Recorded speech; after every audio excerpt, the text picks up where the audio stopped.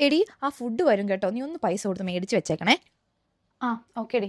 നീ ആ പൈസ എടുത്ത് വെച്ചിട്ട് പോകണം കേട്ടോ.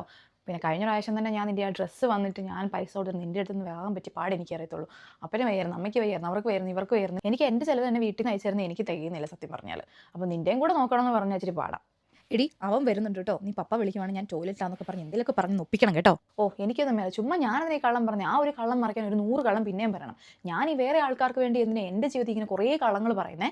ചുമ്മാ എനിക്ക് സ്ട്രെസ് ആവുന്നല്ലാതെ അവരാണ് എന്നെ വിളിച്ചോണ്ടേ ഇരിക്കും, ഞാൻ ഇങ്ങനെ ഇരുന്ന് സ്ട്രെസ് ആവും. ഞാൻ വേറെ ആൾക്കാർക്ക് വേണ്ടിയിട്ട് നീ സ്ട്രെസ് അനുഭവിക്കുന്നത്, അത് എന്നെ ഒരു തരത്തിൽ ഹെൽപ്പ് ചെയ്യാത്ത ആൾക്കാർക്ക് വേണ്ടിയിട്ട്.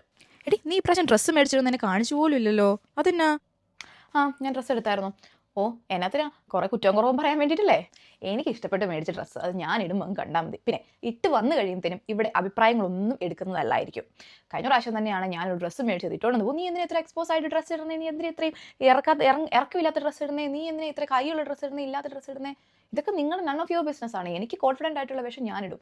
നിങ്ങളുടെ അഭിപ്രായം ഇവിടെ ഒരു വാല്യൂ ഇല്ല കേട്ടോ. എടി ഞങ്ങൾ ഇപ്രാവശ്യം 3 ട്രിപ്പ് പോകുന്നുണ്ട്, നീ വരുന്നുണ്ടോ? പിന്നെ ലാസ്റ്റ് മിനിറ്റ് ആരെങ്കിലും കാല് വാരിയോ?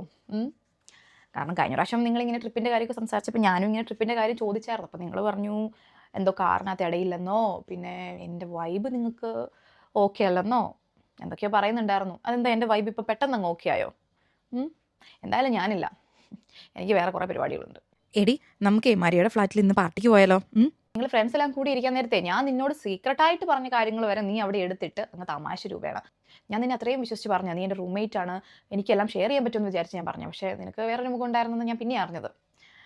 എന്തായാലും ഞാനില്ല, എന്തായാലും നിങ്ങൾ പോയിട്ട് വാ. പിന്നെ പാർട്ടിക്ക് പോയിട്ട് വന്നു കഴിയുമ്പോൾ 2 മണി 3 മണിയായിട്ടാണ് വരുന്നതെങ്കിൽ റൂമിൽ വന്ന് ലൈറ്റ് ഇടാനോ അല്ലെങ്കിൽ ഒച്ചപ്പാടുണ്ടാക്കാനോ നിൽക്കരുത്. കാരണം എനിക്ക് നാളെ രാവിലെ ഡ്യൂട്ടിക്ക് പോകാനുള്ളതാണ് കേട്ടല്ലോ. എടി നമുക്ക് ഒരുമിച്ച് അസൈൻമെന്റ് വെച്ചാൽ പോരായിരുന്നോ? നീ നേരത്തെ കൊണ്ട് വെച്ചോ? ആ ഞാൻ അസൈൻമെൻറ്റ് വെച്ചായിരുന്നു. കഴിഞ്ഞ പ്രാവശ്യം ഞാൻ ക്ലാസ്സിൽ വരാതിരുന്നപ്പോൾ ഒരു അസൈൻമെൻറ്റ് തന്നത് ഓർക്കുന്നുണ്ടോ സാറ്?